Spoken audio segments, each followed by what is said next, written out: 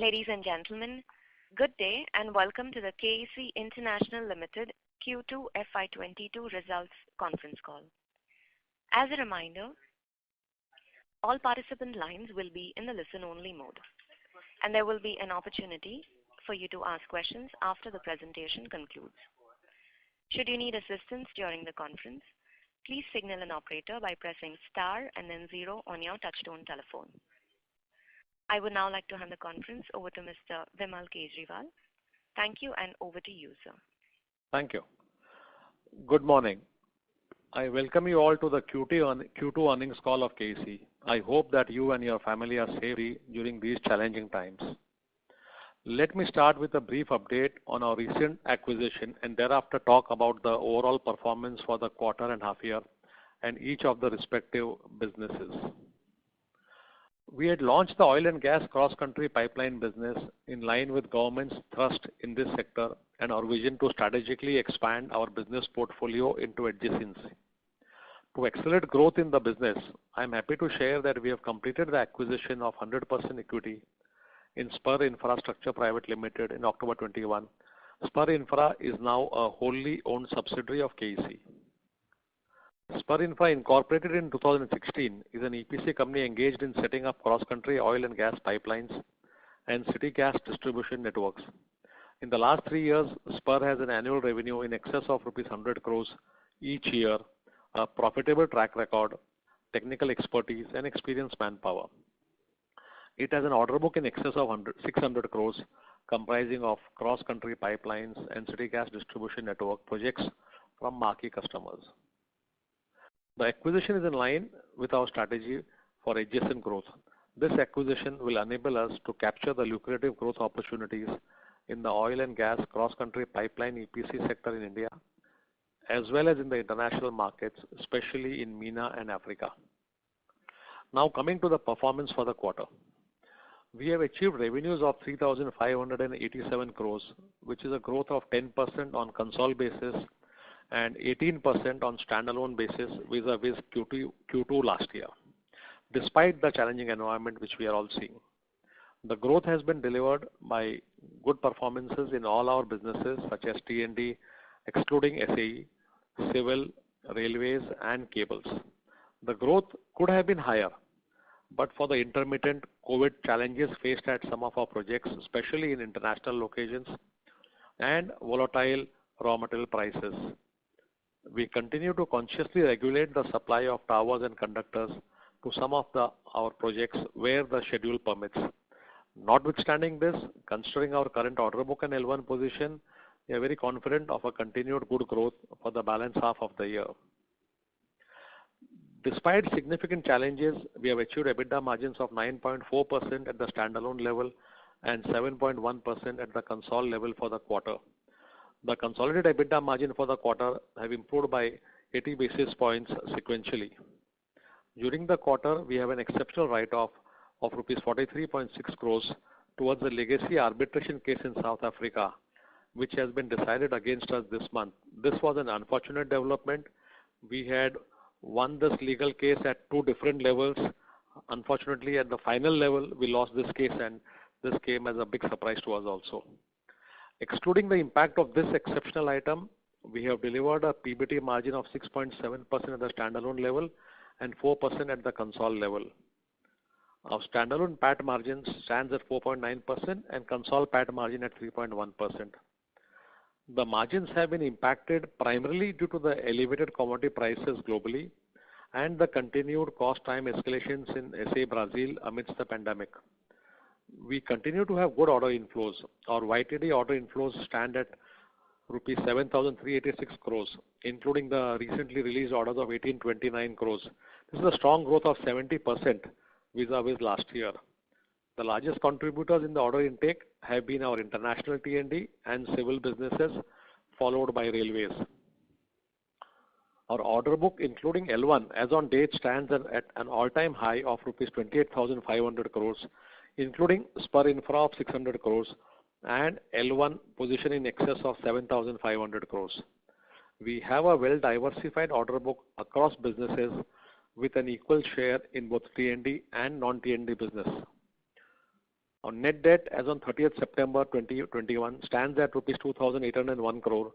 While the closing borrowing is slightly elevated due to some delays in collection from railways, our average borrowing continues to be largely in line with our targeted average borrowing levels of 2,500 crore for the year. Our interest cost continues to show a declining trend and has improved to 2.0% for the quarter of sales against 2.1% in Q2 last year. Now coming to specific businesses, our core T&D business excluding SAE has delivered a growth for the quarter despite the various headwinds. The momentum in T&D order intake continues with new orders of over rupees 3,000 crores led by significant orders in the international market, especially in the Middle East and Americas. We have expanded our international footprint further with our first T&D EPC order in Europe.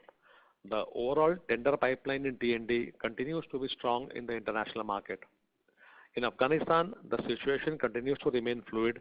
We currently have 5 projects under execution. All are funded by international funding agencies and are critical for the country.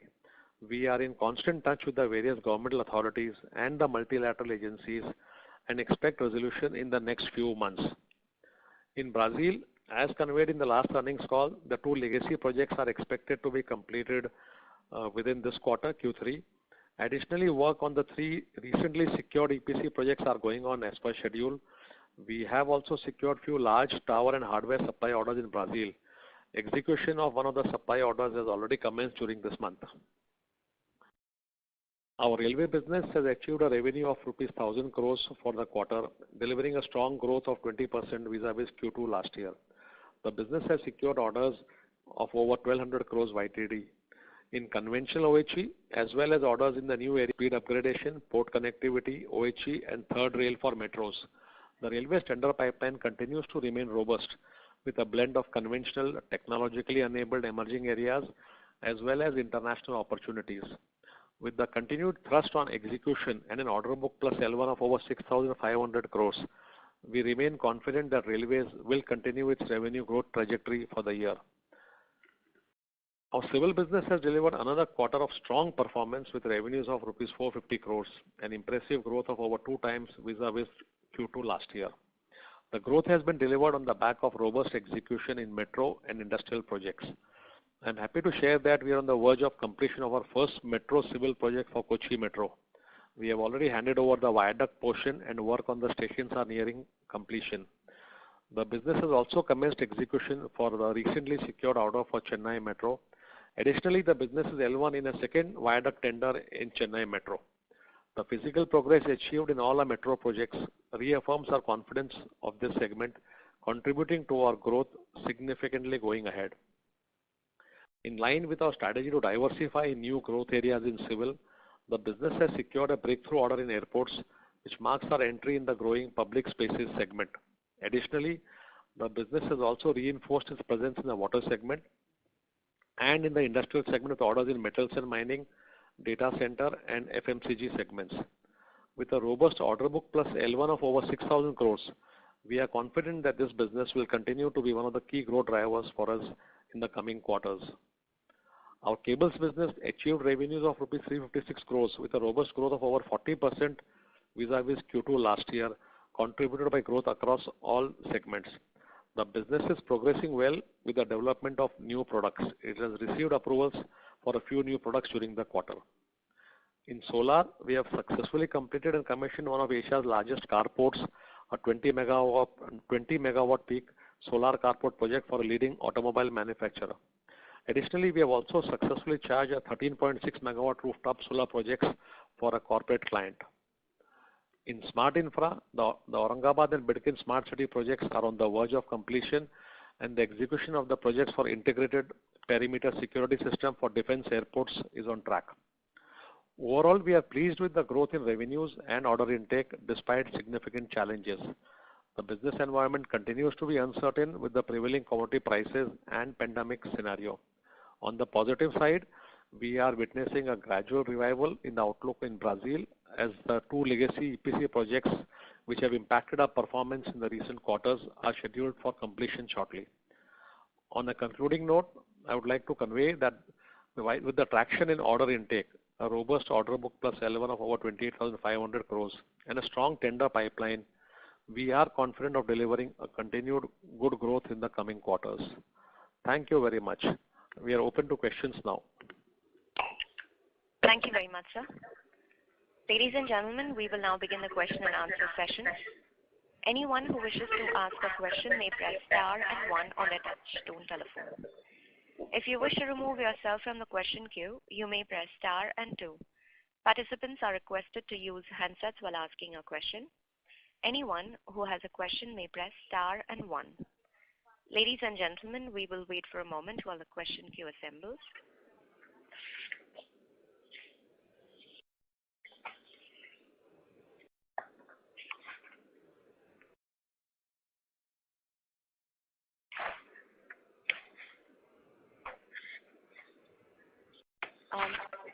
Ms. Bhumika, please go ahead with your question.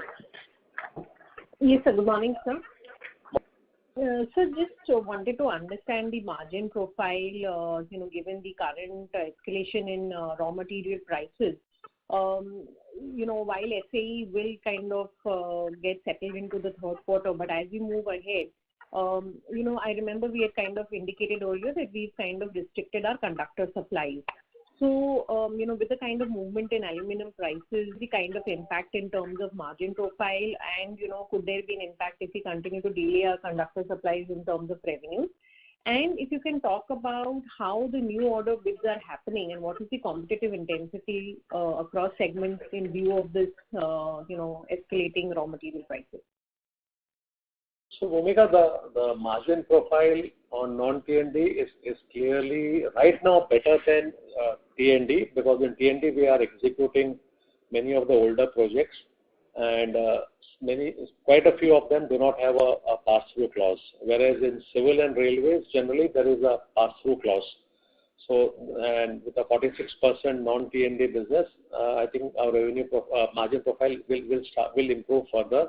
Because even if you look at the order book also, there's the same change with non-T&D improving. That's one part of it. As far as aluminum is concerned, I think the good part is, if you look at the overnight rates today, aluminum has come down by almost $300. So today it's now I think 2,600 or against the 3,000 which it was yesterday before itself.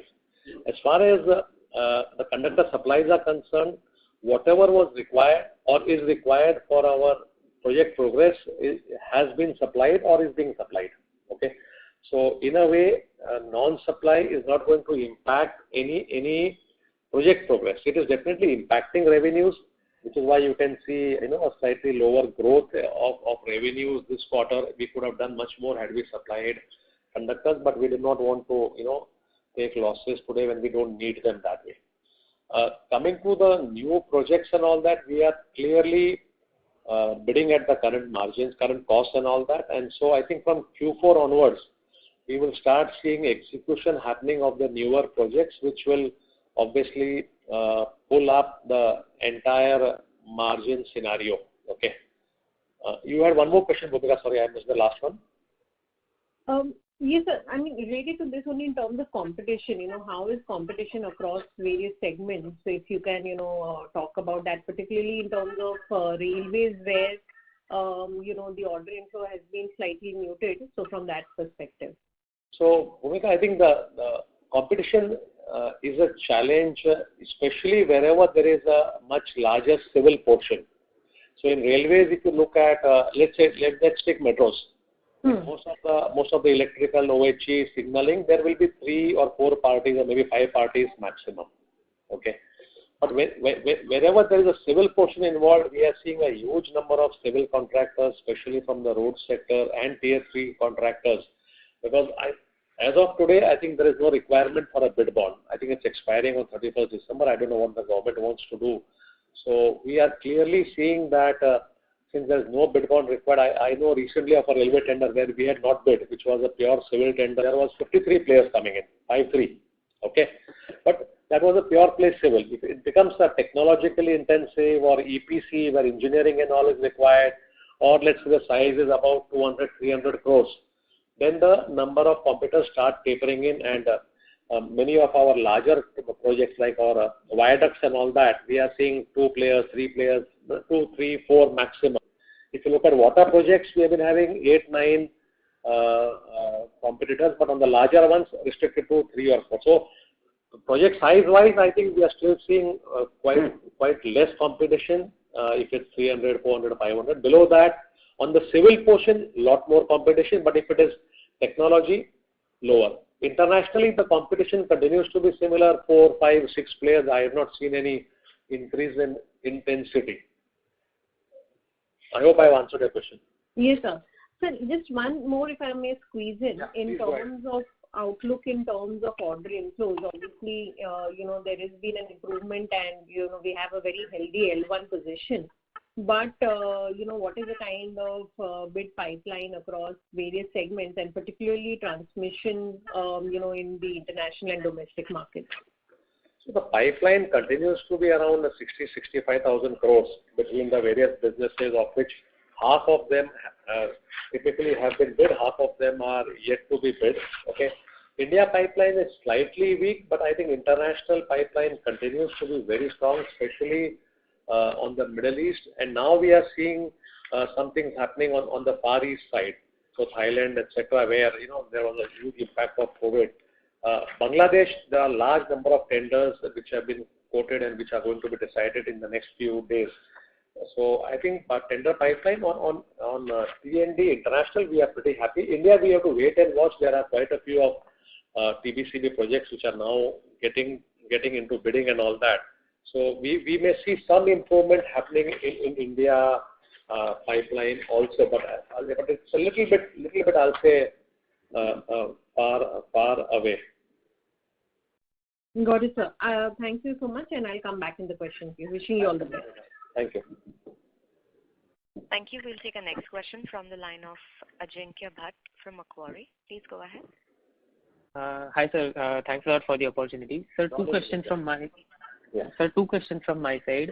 Number one, if you can give us some sense of what is the composition of order backlog in civil segment in terms of private versus central state governments and PSUs, because it seems like you have been doing a lot of industrial factories and these kind of projects for many private clients, and any comments on related margin profile in private orders versus government? That's the first question for civil segment. So Ajinkya, I don't have the exact breakup, but I think ballpark industrial orders would probably be around 1,000 crores or so. Okay, maybe Abhishek can later on give you, but I'm just giving a ballpark number. It should be around 1,000 crores or so. Margin profile does not change too much. I think does not change too much, because what happens is the industrial projects are all, people want the factories yesterday once the board approves it. So they are all 6 months, 9 months, max would be probably 12 months projects. Okay, so margin would typically be between 8 to 10, 12% depending upon the size of the project. PSU projects and all that, which are probably 80% of our profile, largely because of two major jobs which we have. We are doing 6 metro viaducts, and we are doing right now 4 water pipeline projects. Okay, so water would be roughly around 1,000 crores, and metro, I don't have the exact unexecuted value, but it would probably be around 2,500-3,000 crores. Plus we have got some L1s also. That's the broad number. Plus we have got a few defense orders on civil side. So you can take it around, let's say 80-20, 80% public, 20% private. Okay, understood, sir. And sir, secondly, just wanted to understand any guidance on order inflow, because YTD order intake has been about 74 billion. You are L1 in another 74 billion.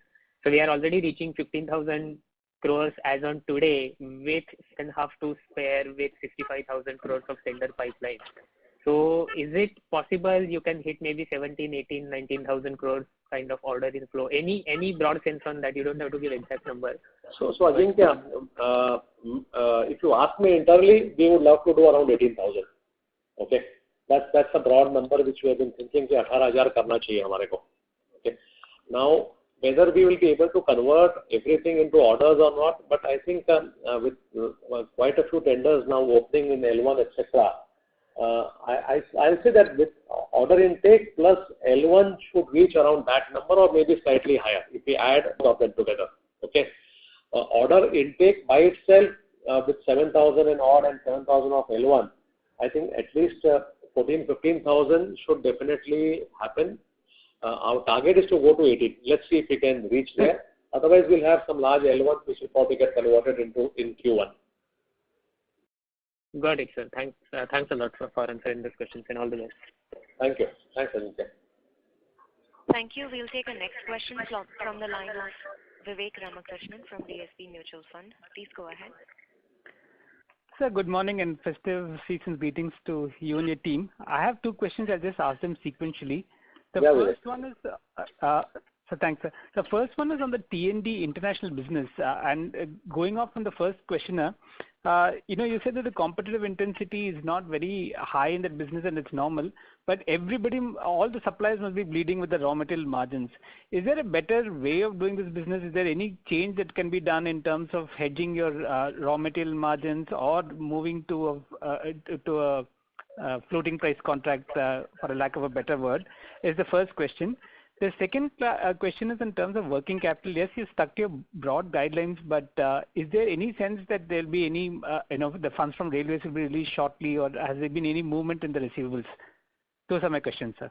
So, Vivek, on the second one, receivables, I think apart from railways, and that also in the last couple of months, we have seen some delay. Already this month, we have seen a lot of inflows happening from railways.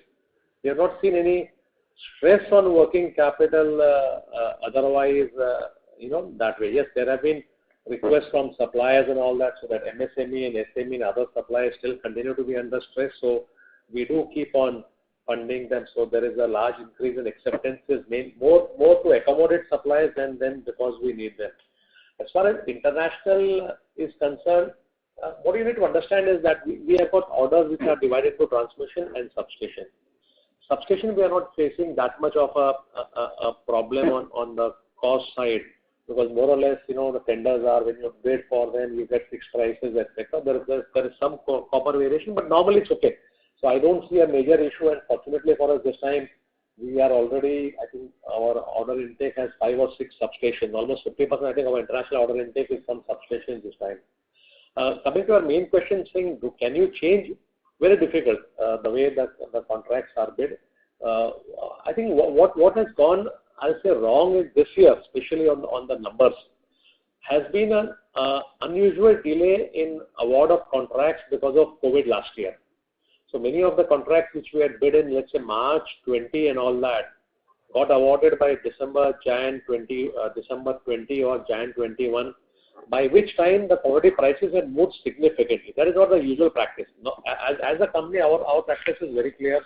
The day the tenders are opened and we are L1, we go and hedge at least whatever is hedgeable. Okay, steel is not hedgeable, but at least aluminum and copper, we would definitely hedge it. But if the tenders have not been opened, then there is a problem, because you do not know whether you will be L1, and if you hedge and then the prices come down, you have another issue. So what we're trying to do is we're trying to see if we can limit our exposure as a percentage to such contracts which are not opened and all that. So I think we're trying to rework some of our hedging strategy. Unfortunately, this time the entire metal let's say intensity has been for a much longer period. Generally, we have not seen cycles continuing for so long, and over the life of a project, if the prices have gone up, they do come down by the time we finish. This time they had continued for a longer. Hopefully, we are started seeing a meltdown happening. Copper went down to 9,500, aluminum is 2,600 and all that. So I think they're coming back in the normal cycle. Honestly, we do not see a way of getting out of this unless we decide to quote only for price variable contracts, which are generally not there. Middle East doesn't have it. Africa doesn't have it. So SAARC and all countries which are near India and all that, that's an area where typically we are seeing price variation. But otherwise, normally we have not seen price variation in international contracts. The other part which I would like to say is that if you look at a component of a transmission line, the items which are hedgeable are only aluminium and copper, which will be 30-35% of our total cost. Rest is steel and construction. So it's not that bad. It's unfortunate that we had a year's backlog in opening of contracts and simultaneous significant change in the pricing. But I think we are now getting over it. Most of our, I'll say 60-70% of our steel has already been supplied over the last 2-3 quarters. We only have now 30-40% of fixed price contracts, and also with the new contracts coming in, we will start seeing an upward movement, in the price. Sir, all the best, sir. If I can squeeze one more question. Yeah, please go ahead. When you say, so a contract, door-to-door transmission contract, what is the timeline that you take for a typical contract? Average is fine, sir. Average would probably be around 15 months or so. They vary from 9 to 24, but average I'll say would normally be around 15 months. Okay, sir. That is very useful. Thank you very much and all the best, sir. Thank you, Vivek. Thank you. We'll take our next question from the line of Khushbu from Quant Mutual Fund. Please go ahead. Hello, sir. Good morning. Good morning. My question would be if you could give the bifurcation between, like, just the revenue mix, like between the different segments of the company. I thought we had given it in the investor presentation. You want anything beyond that? Actually, I couldn't find. Has breakup between various businesses. Is there anything specific you're looking for? Actually, I couldn't find it in the investment presentation. I'll have a look at it again. Yeah, please have a look at our non-T&D was 46%, T&D was 54%. So we have given it business-wise also. So have a look at it. If you need something more, please talk to us. We'll be happy to give it. Thank you so much. Thanks, Khushbu. Thank you. We'll take our next question from the line of Priyankar Biswas from Nomura. Please go ahead.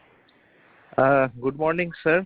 Morning, Priyankar. So my first question to you is regarding Brazil. So as you said that by 3Q this legacy project should be over. So my question is how much in the order backlog right now is of the legacy, so that we can see that how much revenues we can expect from that. And lastly, since the legacy contribution would be much lower in SAE for, let's say, even 3Q, so can we expect a meaningful jump in EBITDA margins, let's say, in the third quarter itself? So what's your assessment on that? So Priyankar, the order book for these projects is very less. Most of it has already been exhausted. Now you are incurring cost to complete them. Okay. So I don't have the exact number, but maybe 50 crore or 75 crore. So there won't be revenue from these projects. There will definitely be some cost being there. We have got claims and all that, so we are working on that. Will there be a margin improvement from Q3 on this? I doubt about it. It should be from Q4. But we do expect that there will be some reduction in losses in Q3 because we are now on the verge of getting there. But a meaningful turnaround or Brazil becoming positive, if that's the question, should probably happen from Q4, or even if it doesn't become positive, I don't see any significant losses or anything coming in Q4. I think Q3 should be the end of it. So sir, that's very helpful. So another question from my side is, like you had highlighted that in this particular quarter there were some challenges, especially on the supply chain and other constraints, especially for the international. So if such constraints were not there, let's say you did not have to regulate the supplies for fixed price contract. So can you give a rough ballpark idea like how much higher the sales could potentially have been? Probably another 10%. Okay. We could have easily had a revenue of, we could have done at least another 300-400 crores of revenue. Okay. And sir, the last question from my side is, in the industrials, you are doing, you are getting some, like in the civil side, you are getting some industrial projects, and that segment has been picking up for you over the past, the evolution that we see. Now, one of the largest civil construction companies had highlighted that probably from FY23 onwards, we could be seeing a meaningful revival in private capex and private investments. So what's your take on that, and how big can specifically this industrial segment can grow for you? I mean, in civil. Industrial segment is already seeing green shoots, so I do not know why I don't want to wait till FY23, because we have already, I think in this quarter, we at least got 5 or 6 new orders from industrial segment, and slowly the segments are getting diversified. Earlier we had become more a summit than any other, so all our initial orders were for setting up cement plants. Then we now are working with, I think, all the steel companies. Okay. Now we have also got, this quarter we got order from 2 more metals and mining companies, 3 orders actually from metals and mining. Then data centers, and we got an order to set up a new carbon black unit. So I think we are slowly seeing, plus I think one we are getting in a chemical also. So I think we are slowly seeing the capex cycle spreading over many of the industries. So any estimation like what sort of growth can we see, like let's say in the next couple of years? Any ballpark? So civil business by itself, let me put it this way, is this year we should be doing 2,200 or so, which will be 100% growth. Next year we expect the business to grow by at least another 50% or so. But private, we honestly do not take too many private orders because the pressure on execution, and then later on most of the private sector we do see a lot of appeals on getting the last mile payment, etc. So we have been a little bit choosy on private sector. I think our private sector will also grow similarly, maybe 20-30%, or at least this now it is at a low base. This year or next year maybe it may grow by 50%. But after that we'll have to see how it shapes up. Okay, sir. That's all from my side. Thank you, Priyankar. Thank you. We'll take our next question from the line of Swarnim Maheshwari from Edelweiss. Please go ahead. Yeah, hello sir, good morning. Hello sir, good morning. Thanks for the opportunity. Yeah, go ahead. Sir, yes, 2 sort of questions. First, if you can just highlight, what's the total project size of those 5 projects in Afghanistan that we have, which is, halted right now? I don't have the exact number. 300-400 काम बाकी होगा, as far as I remember. I can give you later on. I don't know the number. Not a very big number overall. No. I think most of all, what I know is Swarnim is out of the 5 projects. I think the completion varies from 60% to 80%. Okay. Yeah. So it's only basically the construction piece of most of the supplies is balanced to be done, so which is normally much lower in value. Right. Yeah. Sir, second thing is on the balance sheet side. Now there is a sequential jump actually, in our working capital by almost about 10%. So this is just owing to the delays in the collection from the railways, or is there something else? Rajiv, if you're there, you want to answer this question? Yes. Okay, Vimal. So basically, apart from the railway delays, the working capital slightly is elevated due to other reasons. One is, there has been a significant increase in the prices of crop. So that has also led to the increase in the inventory level. In terms of the price, in terms of the volume, more or less it continues to be the same, because there is also in between there was a shortage of raw material, but the price increase itself at 30 to 40% has led to the addition in terms of the volume of the value of the inventory. Second is there has been a losses in the SAE, so that has led to the additional funding for SAE business. And the third one is the Afghanistan collections have slightly now taking time, because we had received the last payment around 17th or 18th of August. Since then the collections are virtually stopped, and we are in touch with the various funding agencies who have funded the project in Afghanistan, as well as the client. So where they are responding positively, and they are working out the ways and how they can pay us the money directly. So these are the few other reasons which has actually led to the elevated working capital during this quarter. So Rajiv, is the receivables from Afghanistan sizable? So we are likely to receive. So right now we are working out the modalities with the funding agencies to receive the payment, because as you know that right now US has choked all the funding lines to Afghanistan. So earlier the payment routing used to be to Afghanistan for these payments, but since Afghanistan is currently blocked, so we are working out the alternative methods with the various funding agencies, how we can realize our payment for the various progress bills and other bills that we have reached. Okay. Got it. That's it from my side. Thank you so much. And wish you all the best. Thank you. Thank you. We'll take a next question from Saket Kapoor, an individual investor. Please go ahead. Yeah, namaskar, sir. And Namaskar, Saket ji. Thank you, sir. Sir, firstly, as you articulated about this change in the commodity pricing, sir, can we work out with a new normal now? So, जैसे आप ये बता रहे थे, aluminium prices going down by $400 or $300. So now this has become a new normal that $200-$300 up and down movement can happen within a fortnight. So if a commodity has fallen by 400, it can move up by another 300-400 in a fortnight. So how is our company now going to align itself to the new normal with respect to these commodity prices, sir? If it happens for a sustainable period of say 1 or 2 years down the line. देखिए दो तीन तरीके हैं साकेत जी। एक तो ये है कि आप थोड़ा सा बिजनेस श्रिंक करिए और बोलिए कि मैं फिक्स प्राइस काम करूंगा ही नहीं, which I don't think is practically possible.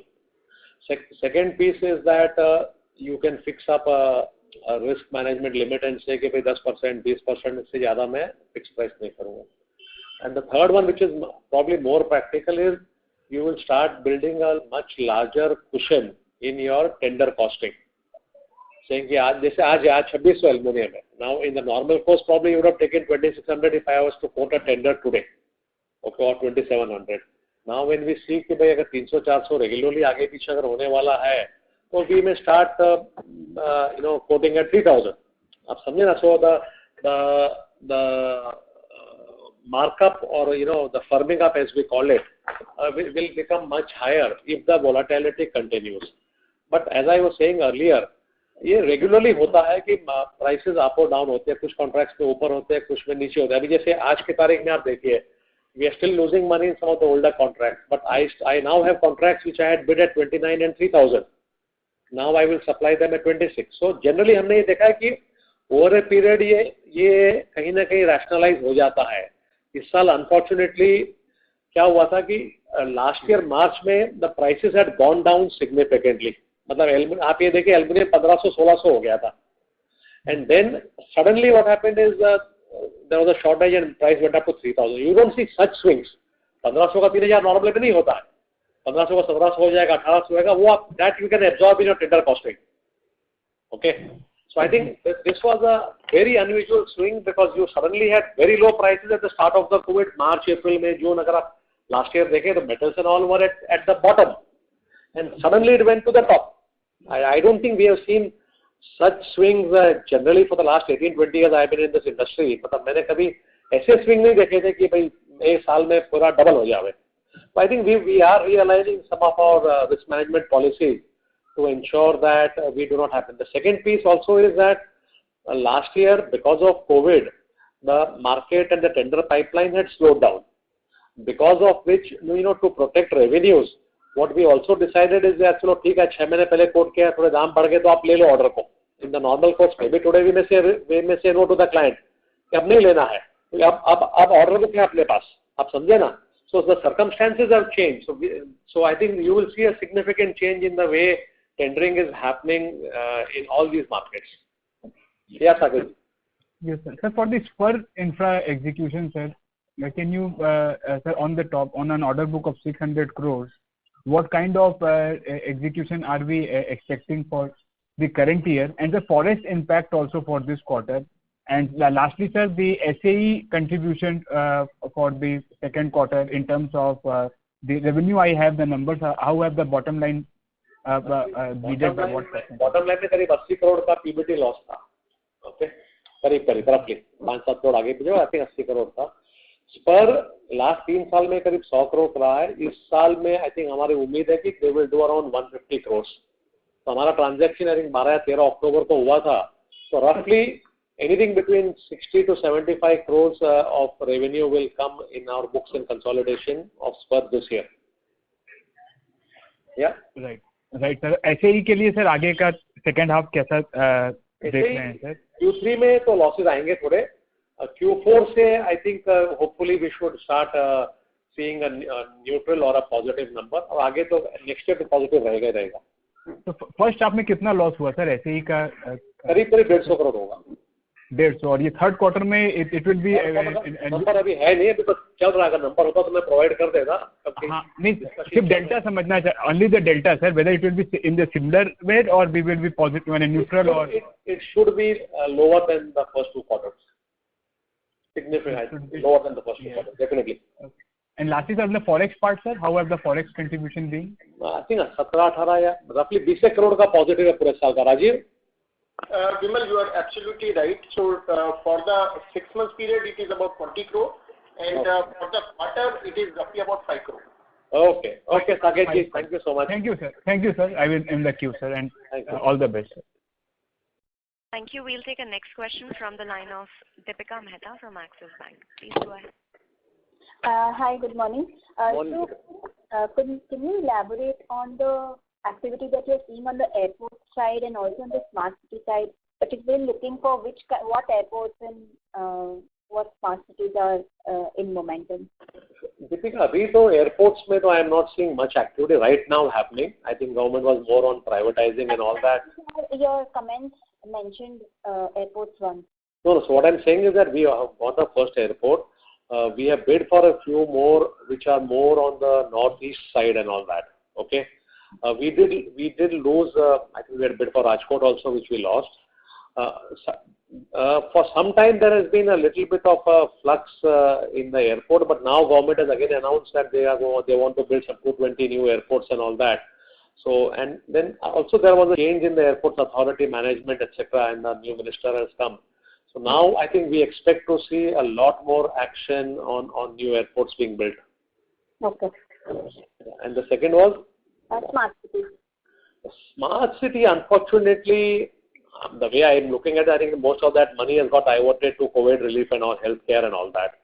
So honestly, smart side, we are not seeing much happening. Okay, hardly one tender in 2 months or so, something. To me, I think right now there's not much action. Let me put it very frankly. Okay. So to understand in smart cities, how's the funding? How does the funding happen? Funding is a mix of part comes from the state, part comes from the urban development center. Okay. Thank you. Thank you, Deepika. Thank you. Thank you. Our next question is from the line of Ashish Shah from Centrum Broking. Please go ahead. Yeah, good morning, sir. Sir, on this working capital bid, you did mention that railways is one of the issues. But so, is it because of some fund crunch at the railways you're not getting paid, or there is delay in certifications? Because what I actually see is that contract assets have gone up, which might indicate that maybe there is delay in certifications or there is more of unbilled. So if you can just highlight that. Ashish, it is the first one. Basically, there is some delay happening, I think, in the raising of funds and all that. Maybe they are looking at how to raise different, because the passenger trains are not running regularly, so cash flow is a little bit impacted. And delay in certification is a consequence of that. Okay, because I'll tell you, in many of the railway PSUs with whom we work, they have a practice that they will keep only one bill in the pipeline. So if they have not paid my first bill, they will not upload the second bill in the pipeline. So it remains sort of, what you call unbilled or in contracts under execution. So right. The second one is a consequence of the first one. Got it. And you see that improving anytime soon? Definitely. I think it has improved already. In this month, we have collected more than 200 crores in railways already. So I think it's starting to improve. There must have been some, I don't know what crunch or whatever happened. But otherwise, we have never faced a problem. And I don't think we will face a problem. It should get resolved. Sure. So can you leave us with some guidance that you can for the full year in terms of what revenue growth you might be looking at consolidated level, and what is the kind of margin that you may expect? Revenue, I think we have been talking about 15% growth, and I think for the half year we are at 12%. So I think we are reasonably confident that we will be able to do a 15% growth, with the current order intake which we have, order book which we have. Margin looks difficult to give the numbers right now. We were at 6.3 in Q1, 7.1 now. I think we probably would like to go to, I don't know whether to commit the numbers or not, because metal prices and all are this, but definitely we feel that H2 will be much better than H1 in terms of margins. Whether we'll do 8% or 7.75 or 8.25 or 8.5, I am not sure, but it will definitely be much better than the current H1 numbers. Right. Sure. Okay. Thank you. Thank you, sir. Thanks, Rajesh. Thank you. Our next question is from the line of Harshit Patel from Equirus Securities. Please go ahead. Good morning, sir. Morning, Harshit. Sir, could you give us any idea on the HVDC pipeline on the domestic T&D front? So do you see any new projects coming up? What could happen in the next 3 to 4 years? And the follow-up to that would be, what is our margin profile in this kind of projects? Do we get to earn significantly better margins than the usual T&D projects? You're talking about HVDC lines. I have not seen any new HVDC lines being announced, except I think there are 1 or 2 private lines coming up in Mumbai on HVDC basis. Okay, that is right now. There's no other HVDC on the. There is a talk about this Leh Ladakh. Once the solar project comes up, then there is a large talk about that being an HVDC line. Okay, but as of now, I don't think they have firmed up whether it will be HVDC or not. So apart from a couple of private sector HVDC lines, I don't think we are seeing any significant HVDC line coming up. No, the margins would be, I'll say, better. Not for us as an EPC contractor. We'll be generally okay at the similar margins. For us, it is like building any other line. But for HVDC equipment suppliers, obviously that's a monopoly business between, I think we in India, we have only 2 of them. So they will probably have a much better margin. Right. Sure, sir. And sir, my second question would be on the railways front. So you had earlier indicated that we had already started bidding for a few projects on the international arena. So has there been any significant movement in the L1? Which of these countries would be, and by when do you think we can get our first order on this front? So we have bid in 3 or 4 countries. I think 4 or 5. I think 4 countries we have already bid. So we do expect that during this financial year we will end up with at least 1, if not 2, orders in the international. Okay. So is there something in L1 at the moment on this front? There is one L1 in this. Yes. Okay. Sure, sir. Thank you very much. That was all from my side. Thank you, Ashit. Thank you. Our next question is from the line of Rita Tahil Ramani from Invesco Mutual Fund. Please go ahead. Hello, sir. My question.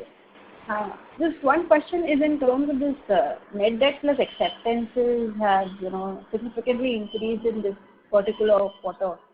What could be the expectations by the end of the year?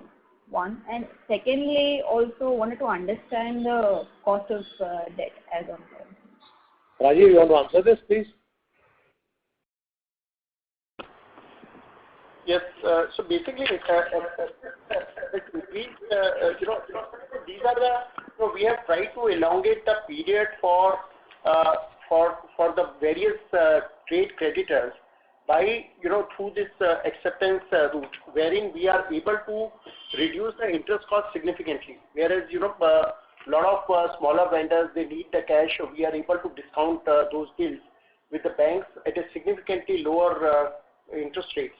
So that is the reason this acceptance amount has gone up. So that is it is helping us to increase the payable days as well as meet the requirement of the vendors in terms of the quick payment with a minimum cost of funding. Okay. And what could be the ending debt, maybe say by FY22 end? So my sense is that these acceptance levels should continue at around 1,500 crore or so, which is generally the current level. Okay. And gross debt basically? Gross right now is let's say close to about 3,000 odd crore, and we expect better collection in the second half. And railways, as Vimal has already mentioned, that we have started seeing some green shoots and started getting some more collections. So I think the overall guidance for the borrowing level is about 2,500 crores. So we should be able to maintain within that in the second half. Okay. And what is the current cost of debt for us? The cost of debt varies from, it varies from 1.5% to going up to 5.5%, depending on the instruments that we are using for taking the working capital borrowing. Because largely our borrowing is for working capital, and there are various instruments that we use for taking these working capital, from PCFCs to working capital demand loan. We use a lot of commercial papers in the market. So rate varies from instrument to instrument. But generally, it is in the ballpark of less than 5% average cost of borrowing. Oh, got it. Thank you and good luck. Thank you. Thank you. Thank you. Before we take the next question, we would like to remind participants that you may press star and 1 to ask a question. Our next question is from the line of Harsh Bhatia from Emkay Global. Please go ahead. Yes, sir. Thank you for the opportunity and good morning. I just had 2 quick questions. So what sort of projects are we booking under this tech-enabled emerging metro segments? Because this is the first time that this description has popped up. So I think you have already alluded to the sort of new opportunities that are coming up in the metro and the railway electrification part. So if you could provide some more granular detail about this project that we have reported. So Harsh, this would be basically what we call power supply contracts. This could be what we call third rail, OHE. This would be ballastless tracks. So also signaling and telecommunications. All of them are for metro. Apart from metro, there is a train collision avoidance system, which is a new thing which is coming up in the conventional Indian railways. That is one. Then there are some very smart modernization things happening on signaling and telecommunication, and Mission Raftar for increasing the speed of trains on the conventional piece between some of the metro cities, which require a different type of OHE and signaling. So all those come into that. That's helpful, sir. Just one last question from my side. Regarding this Spur Infrastructure acquisition, we already have an order book of 600 crores, 700 crores approx. So would the current management continue to oversee the operational aspects, or would KEC management take over the entire operational aspects of the business? Because this is a sort of a new business for us, right? So what sort of thinking does the KEC management have over there? Thanks. So Harsh, 2 things are there. One is we have been trying to get into this business for the last 1 year. So we have built in a reasonably, I'll say, capability. We have a business head and we have a bidding head, and others we are already part of KEC. Okay.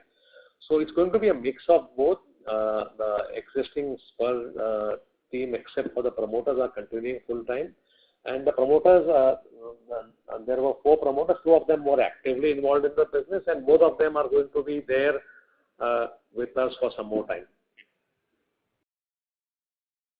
Okay, sir. Thank you. Thanks, Harsh.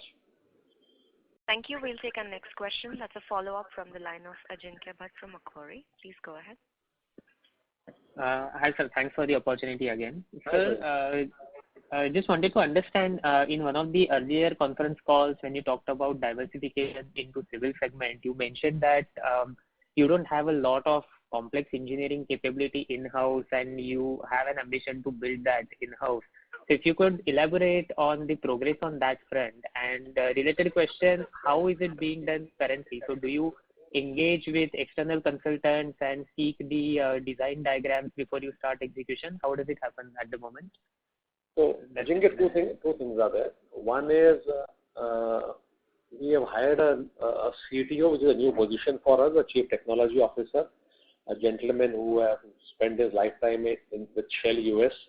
So he has joined us as a CTO, and he is helping us in upgrading our engineering capabilities across all our businesses, specifically more in railways and civil, because T&D we had a decent engineering strength and capability. So the last 2 businesses we are now upgrading. We are also trying to see how do we improve our entire engineering, the way we do it and all that, not just the capability, but the front end of it and the back end of it. So a lot of effort is going on the engineering front. Coming to a second question, traditionally, I think almost all the companies, I don't know, maybe 1 or 2 companies may be an exception, but in India, traditionally, most of the construction companies have always outsourced engineering. Okay, so there are enough engineering consultancy companies available who basically do the entire basic things for you, and then what you need to do is you need to develop capabilities to ensure that you check what has been done is right, what has been done is commercially what you want to do. You don't add extra safety factors to increase costs, etc. So most of the construction companies I know of, and we have talked with so many EPC companies, most of them prefer to outsource engineering. And so I think right now for us also, for some time in businesses like civil, we will probably continue with outsourcing while developing capability of at least checking and optimizing them. Over a period of time, we definitely also want to build our own. It will take some more time, but we are moving in that direction. Sir, and just one final thing. So when you build out this capability on engineering, is it more about hiring more engineers, or is it largely driven by seeking licenses to specific softwares which allow you to handle that job? And could all of this lead to increase in fixed costs materially from current levels? It will be both. You will be buying or hiring more licenses which you are not using before, new technologies which are developing and all that. So you will definitely spend a lot more money on licenses, and then you will also hire people who can use those licenses, or either retrain your existing people. But to me, what happens is that a large part of that, or I think all of that, or more than that, will get recovered from the optimization which you will see in your costs. Okay. I can give you one simple example. We were quoting for a railway line where there had to be a soil strengthening to be done, and the initial client estimate was more than 100 crores. Then when we went through it, and then we called some of these consultants, and we put our teams to look at it, we finally could bring it down to 50 crores. The client was also very happy, and we were also happy. So obviously then a part of that cost which we incurred will get recovered through that. So although you may look at it saying on the OPEX side the cost may improve, but that will result in a much higher value coming to you through the margins. Got it, sir. Thanks a lot. Thanks, Ajinkya. Thank you. Our next question is from the line of Kunal Sharma from SNC Private Wealth. Please go ahead. Thank you for the opportunity, sir. Good morning. Just a couple of questions I have. So could you please shed some lights on the domestic and the international orders, as you said earlier that we are quite bullish on the international market and domestic. So what's the reason behind that we are not confident on the domestic market, whereas the infrastructure industry and the civil and the government have a good capex plan in the domestic market as well? I think, Kunal, somewhere either I did not speak well or you did not understand it well. We were talking about transmission and distribution, okay, only. Okay. Civil and railways, तो हम लोग अभी तो सारे order India में ही है. So I think today if you look at our order breakup, probably more than 50% of our orders are from India in any case, even now. So I think maybe I did not spell it out well. We were only talking about T&D in India, where we are not seeing right now too much of order in tender pipeline. Okay, understood. And the second on the what could be the margin profile on the consolidated basis as we have done the Spur Infrastructure Private Limited acquisition? Spur is too small to impact our margin profile. So 100 crore का revenue अगर आएगा 13,000 14,000 में, so it will not move the needle. Yeah, that will not change. Although Spur has a slightly better probably or even similar profile, I don't see Spur changing our margin profile for a few years. Okay, understood. So will we maintain the margin as we have done earlier? Yeah, whatever we have done. Yeah, thank you so much. Thank you. Our next question is a follow-up from the line of Saket Kapoor, an individual investor. Please go ahead.